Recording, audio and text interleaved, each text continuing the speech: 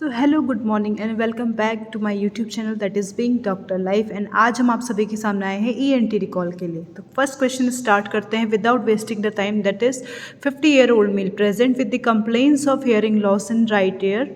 Automatic testing की गई है and distinctive configuration is observed in the right ear showing a notch और a dip around 2000 hertz पे। Hearing threshold improve कर रहा है हायर फ्रिक्वेंसीज पे। तो ये नॉच कौन सी है और ये कौन सी डायग्नोसिस इसकी बनती है? ऑप्शंस थे इसके noise induced hearing loss, otosclerosis, Meniere's disease and presbycusis. So the right answer will be of this question is option B, that is otosclerosis. So why otosclerosis और ये नॉच क्या होती है? आप सभी को पता होगा नॉच का हार्ट नॉच कहलाती है और प्रोग्रेसिव इसमें हियरिंग लॉस होता है क्योंकि ग्रोथ हो रही होती है इनटू द मिडिल ईयर पे। और ओटोस्क्लेरोसिस को भी हम यही कहते हैं, it is the condition which is characterised by the abnormal growth in the middle ear. Next question है 55-year-old male present to the emergency department with the acute choking. The patient is unable to speak, cough and breathe and appears distress. What will be the most appropriate immediate action to be taken? Answer simple is that Heimlich's manoeuvre किया जाता है। इसमें जब भी acute choking हो जाती है तो पेशेंट बोलने में समर्थ नहीं होता है, कोई भी एक्टिविटी परफॉर्म करने के लिए नहीं होती है उसके पास, तो हमें हेमलिक मैन्यूवर करना होता है। नेक्स्ट क्वेश्चन है 6-year-old child presents with the recurrent episodes of middle ear effusion causing mild hearing loss and speech delay.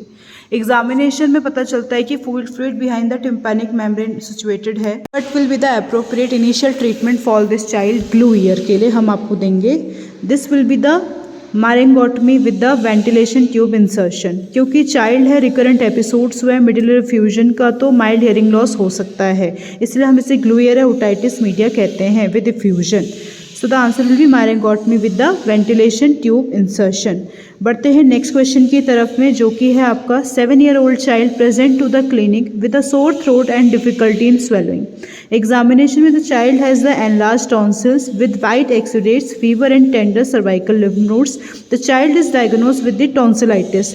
तो what will the causative organism? Answer will be group A streptococcus और streptococcus pyogenes इसका आंसर होगा, which is the pathogenicity वाला organ इसमें रहता है।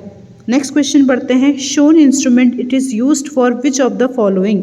तो अगर आप इस इमेज को अच्छे से देख रहे होंगे, अगर आपको इसके बारे में पता है वेल एंड गुड है, वरना ये क्या होता है बता देते हैं। It is used in myringotomy. तो myringotomy is done by a sharp myringotome. तो answer will be the myringotome which is shown in the image, and marengotom is a surgical knife which is used for paracentesis of the eardrum. So the answer will be marengotom and it is used in marengotomy. बढ़ते हैं next question की तरफ में, जो कि आपका है 6-month-old female infant presents to the emergency department with a harsh high-pitched noise during inspiration. The infant appears agitated and is having difficulty in breathing. On examination there is an audible inspiratory stridor retractions and nasal flaring.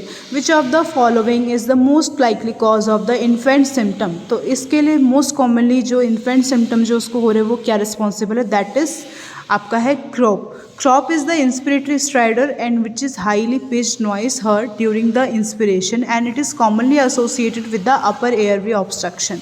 सो हमें underline cause को देखना होता है और ये crop इसका option रहेगा light. And next question आपका रहता है which of the following is not a feature of patient presenting with shown finding on the tympanic membrane. अगर इस इमेज को आप ठीक से देख रहे होंगे तो आपको क्या इसमें देखने को मिलता है? So this is the option will be year एक। ईयर एक में ये कंडीशन आपको देखने को मिल सकती है, और ईयर एक में अगर ऐसा कुछ होता है तो ऐसी क्या होगा कि जब भी आप ऐसी पिक्चर देखें तो वो हो सकती है ट्यूबरकुलर ओटाइटिस मीडिया की, जिसका फीचर ईयर एक नहीं होता है। नेक्स्ट क्वेश्चन है patient presented with the glaucoma following cataract surgery, moderate elevation of intraocular pressure and then often follows replacement of a crystalline lens. So which of the following is the choice of a treatment and correct mechanism of the drug? Drug will be the timolol, क्योंकि ये क्या करवाते हैं? It is decreases the synthesis of a aqueous humor and beta blocker अगर timolol है तो ये इंट्राओक्युलर pressure को कम करवाती है और aqueous humor इससे सिलियरी मेम्ब्रेन्स पे एपिथेलियम पे नहीं बनता है। नेक्स्ट है 30-year-old smoker present to you with irritable cough and hoarseness of a history and atrophic rhinitis है, फेरेंजाइटिस है, excessive crust seen in the scene उसकी पिक्चर में देखने को मिल रहा है। तो लैरिंगोस्कोपी देखने पे आपको क्या देखने को मिलता है? It is the condition of laryngitis सिक्का, जो कि एट्रोफिक चेंजेस होते हैं इनटू द रेस्पिरेटरी मिकोसा पे। नेक्स्ट है 22-year boy present with the complaint of nasal discharge, nasal bleeding, headache and a facial pen. Patient के प्रीवियस ईयर में recurrent sinusitis था, एग्जामिन किया उसको और नेजल सेप्टम डेविएटेड मिला, तो हमारा इसमें नेक्स्ट एक्सेप्ट क्या होगा? हम इसमें क्या कर सकते हैं, इसमें अगर हम देखेंगे तो ये डेविएटेड नेजल सेप्टम का केस होता है, तो हम इसमें सेप्टोप्लास्टी कर सकते हैं विद सबक्यूटेनियस सबम्यूकस रिसेक्शन करके। नेक्स्ट क्वेश्चन जो आपका आता है that is, so the next is an ENT specialist was trying to remove the wax from the patient's ear canal, and it was the patient started having cough, which of the nerve which was affected, that is the Aldersman nerve। Aldersman nerve क्या होती है? इसको हम vagus nerve भी बोलते हैं, जो कि अर्नोल्ड्स नर्व या एडर्समैन नर्व के उससे भी जाना जाता है, that is auricular vagus. Next question है 5-year-old male presents with the 3 months history of hoarseness of voice and 1 week history of stridor। Endoscopy picture देखने को मिल रही है, तो उसकी डायग्नोसिस क्या होगी? The diagnosis will be respiratory papillomatosis. So all will be understood which is a laryngeal papillomatosis also। Child is brought to the OPD with the complaints of noisy breathing, and the endoscopy shows below not true regarding this condition। So what will be the answer? This is the condition of laryngomalacia। And laryngomalacia जो इसकी probable diagnosis बनती है, जिसमें omega shaped epiglottitis देखने को हमें मिलता है, जो कि आपको पिक्चर में देखने को मिल रहा था, एंड ये आपकी congenital abnormality of the larynx के साथ एसोसिएट होता है। नेक्स्ट है 58-year-old man presented to the otolaryngology outpatient clinic with 2 years history of progressive hoarseness and swelling on the left side of neck, and had associated with dysphagia, regurgitation of food or dyspnea, and he worked as a farmer and had no history of tobacco use। Physical examination में हमें non tender compressive swelling देखने को मिली थी, तो ये answers में कौन सी muscle जो है आपकी होगी involve? That is the condition of laryngocele, और इसमें इंटरनल लैरिंगोसील कन्फाइंड होता है विद द लैरिंग से extending above to the thyroid cartilage.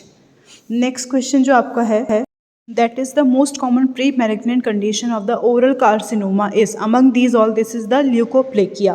leukoplakia इन सभी में सबसे ज़्यादा mostly commonly associated pre malignant condition होती है ओरल कार्सिनोमा की। नेक्स्ट क्वेश्चन है 30-year-old male patient come with the complaints of difficulty in speaking and swallowing. Examination में हमें ट्रांसलूसेंट सॉफ्ट सिस्टिक फ्लक्चुएंट स्वेलिंग देखने को मिली फ्लोर ऑफ द माउथ में, तो इस कंडीशन के रिगार्डिंग सॉफ्ट थिंग क्या है कि ये है एक्स्ट्रा वेसेशन सिस्ट। सो अगर एक्स्ट्रा वेसेशन ऑफ सिस्ट हम देखते हैं तो वो क्या हो सकता है, उसके बारे में एक्सप्लेनेशन जान लेते हैं। सो द एक्स्ट्रा वेसेशन सिस्ट में क्या होता है, रेन्यूलास भी हम इसको बोल सकते हैं, जो कि सबलिंगुअल ग्लैंड के फ्लोर ऑफ द माउथ से ओरिजिनेट होता है, और रेन्यूला डिपेंड करता है disruption of the flow of saliva के ऊपर। सो नेक्स्ट क्वेश्चन की तरफ बढ़ते हैं, that is a patient gives the history of toothache since 1 week and past 3 days से उसको रेडनेस, स्वेलिंग, पेन देखने को मिल रहा है चिन के साइड पे, आपको पिक्चर में दिख रहा होगा, तो इसकी डायग्नोसिस क्या बन सकती है? अगर आपने ध्यान से देखा होगा कि आपको ये देखने को मिल रहा है 3 days की हिस्ट्री है, पेशेंट की रेडनेस भी है, टेंडर भी है, स्वेलिंग भी देखने को मिल रही है, और चाइल्ड पर अगर ऐसा होने को मिल रहा होगा तो आप क्या कंडीशन को इसमें एक्सक्रिमेट कर सकते हो? सो द आंसर विल बी सब मैंडिबुलर स्पेस पे ये जो आपकी कंडीशन देखने को मिली, that is on submandibular space पे। Next thing is the patient of nasopharyngeal carcinoma, all the components of trotter stride are present, and what is the means that patient has all the things except। तो trotter stride में क्या क्या चीज़ें होती है और क्या नहीं होता है? Only the blood tinged nasal discharge आपको ट्रॉटर स्टाइड में नहीं देखने को मिलता है, एंड ट्रॉटर टाइस में आपको क्या देखने को मिलता है? Ipsilateral conductive hair loss, trigeminal nerve neuralgia which affecting the mandibular division and palatal palsy और palatal asymmetry. Next is below the picture of 8-year-old child who is brought to the OPD with complaints of mouth breathing, crowding at teeth as shown। इसकी appearance किस तरीके से आपको देखने को मिलती है? अगर आपने ठीक से पढ़ा होगा, ये ना कि हॉर्स शेपेड फेसिस है, this is the classical example of adenoid facies. So the answer will be of this question will be adenoid facies. Next question, the following instrument are use in which surgery. अगर आपने instrument ठीक से देखे होंगे तो आपको पता भी होगा इसके बारे में कि ये आपके क्या होते हैं, नेजल सेप्टम डेविएशन के लिए यूज़ किया जाता है। कौन कौन से फॉर्सेप्स हैं? That is Asch forceps and Walsham forceps हैं, तो दोनों का ही यूज़ आपको करा जाता है close reduction of the nasal wall fracture के लिए। तो जब भी नेजल वॉल का फ्रैक्चर होता है तो हमें ये 2 टाइप की फॉर्सेप्स यूज़ करने को मिलती है, जो कि है एश फॉर्सेप्स एंड वॉशमैन फॉर्सेप्स के लिए। नेक्स्ट क्वेश्चन जो आपका है वो है, next is the pathognomic test in CSF in suspected CSF rhinorrhea is। So the answer of this question will be CSF रानियोला के लिए क्या आपका टेस्ट रह सकता है, दैट इज़ बीटा 2 ट्रांसफेरिन, क्योंकि ये न्यूरोमाइनिडेज एक्टिविटी ब्रेन से आपका प्रोड्यूस्ड होता है जो कि CSF में देखने को मिलता है इन पेरिलिम्फ। और अगर एब्सेंस हो जाए बॉडी में सिक्रेशंस की तो ये आपको देख सकते हैं। नेक्स्ट है which of the following is not the branch of Kisselblack's plexus। Among these all B, C, D option are in the Kisselblack plexus, but the anterior and posterior ethmoidal artery is not the part of this plexus। आप अगर diagram में देखेंगे तो आपको surrounding part में Kisselblack's plexus देखने को मिल रहा होगा, जिसका जो आपका so this was all about the today ENT PG recall section. तो आई होप आप सभी को ये सब पसंद आया होगा and kindly subscribe and share to the YouTube channel and share with the all medicos and have a good day. आप सभी इस तरीके से मुझे सपोर्ट करते रहिएगा और आगे भी मैं आप सभी के सामने इंटरेस्टिंग वीडियोज़ लेके आते जाते रहूँगी। So do not forget to share with the all medicos and have a good day. Do like, subscribe and share.